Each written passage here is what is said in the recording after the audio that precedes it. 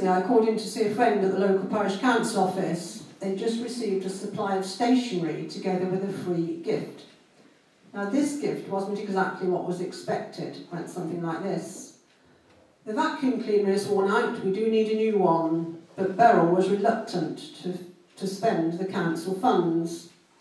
A week or so ago, Beryl was pleasantly surprised on the cover of a catalogue she saw advertised, a free cleaner with our paper. Buy 20 boxes and you'll get a nice free vacuum cleaner. It's our best offer yet.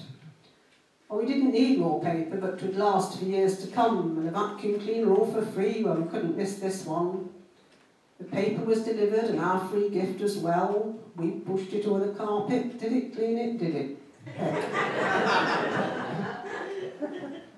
It didn't have a paper bag, just a big black box inside. We couldn't get the thing to work, and believe me, we all tried.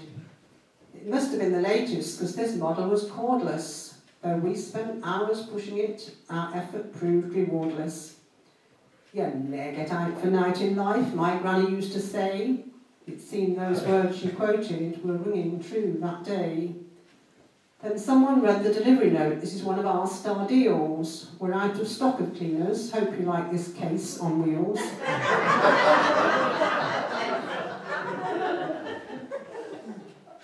So we've sufficient paper to last 5 years or more, but we can't afford a cleaner now to clean our office floor. And people's expressions fascinate me. When we were children and laughed at something that Mum thought was really silly, she would say, well, that's not funny, but then you'd laugh if a pudding crossed the road. Has anyone heard that before? Well, that's something we've learned today, isn't it? Yeah. You three are a pair if there was one? Yes. Well, I'll go to the foot of our stairs, I'm sure you... Yeah. And you never know before till after. I was busy as a one-armed bill sticker in a gale.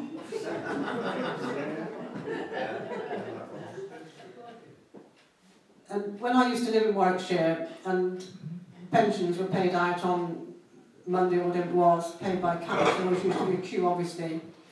And one elderly man in the village, he was always the last to join the queue.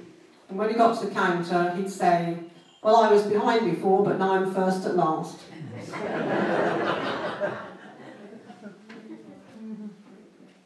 And I often hear the expression, there's nothing worse.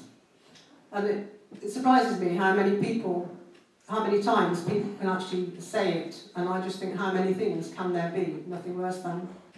Someone once said, there's nothing worse than biting into an apple and finding a maggot inside. But there isn't there? Finding half a maggot.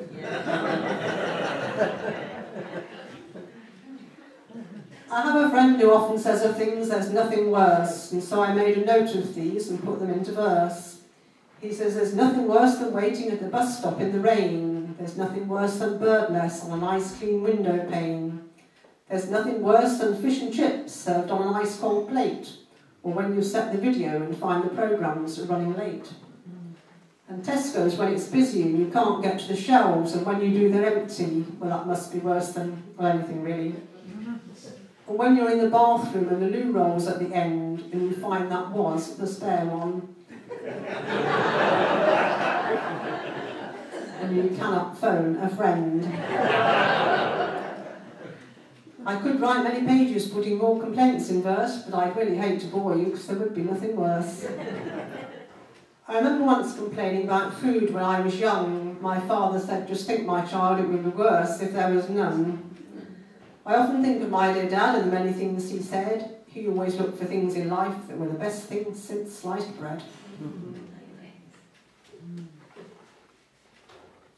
My Auntie Glad's been on her own for some time now, and she does do the best she can. I know she still misses Uncle Bill. Well, he really was a nice man. I know Auntie Glad enjoys the chance to let her hair down, so to speak, but I really did have a surprise when I paid her a visit last week.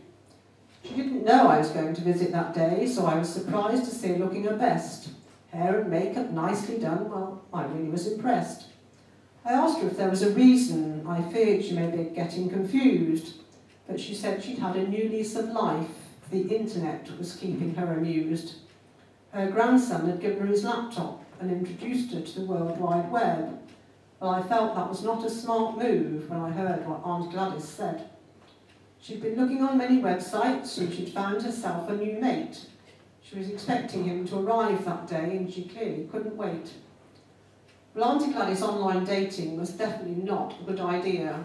Thinking about things I'd read and heard, my mind began to fill with fear. I asked what she knew about him and she really couldn't say, but she said he worked for Marks and Spencer's, so I assumed it would be okay. Before I could warn of the dangers, someone stopped outside in a van. We watched from the window as he opened the door. Is this Auntie Glad's new man? She said he doesn't look like the picture. The one I chose was a little more mature. But it looks like he's bringing a present, and asked would I answer the door. Greeting him with a smile and a hi there, he said, have yourself a nice day. He put a parcel in my hand and quickly went on his way. I gave Auntie Gladys the packet. She looked puzzled and turned away. Inside was a very smart suit for a man. It was in pinstripe in 2 shades of grey. She went off to phone Marks and Spencer's. I couldn't hear what was being said, but when she returned to where I was standing, her face was uncomfortably red. She said, oh dear, what a fool I've been. Poor Auntie was almost crying. She said I paid £250 and I thought it was the man I was buying.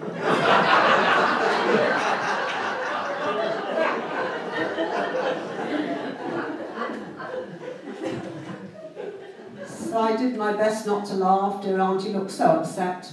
When I returned the suit and told them why, they agreed it was the best reason yet. It's a nice feeling, isn't it, when you explain something to someone and you can see that they're really impressed with your knowledge on the subject. Well, this doesn't happen to me very often, so I made a record of a time when it did.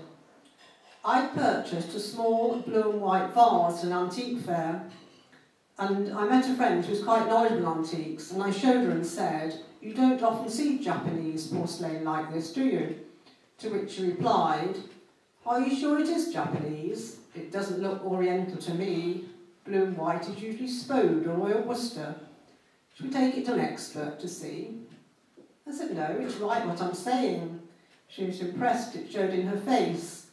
She said, what's the clue? I said, the reason I knew, it's got made in Japan on the base.